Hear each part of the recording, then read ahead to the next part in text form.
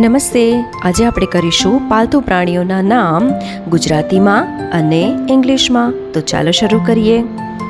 કૂતરો, એને ઇંગ્લિશમાં ડોગ કહેવાય. બિલાડી તો કેટ. ઊંટ એટલે કેમલ. ઘોડો એટલે હોર્સ. ઘેટું એટલે શીપ.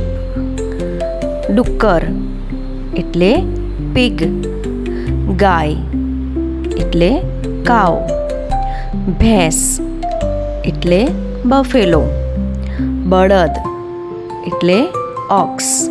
સાંઢ એટલે બુલ. ગધેડો એટલે ડોંકી. વાંદરો એટલે મંકી. બકરી એટલે ગોટ. આ હતા પાલતુ પ્રાણીઓના નામ. જો મારી ચેનલ પર નવા હો તો લાઈક અને સબસ્ક્રાઈબ કરવાનું ભૂલતા નહીં.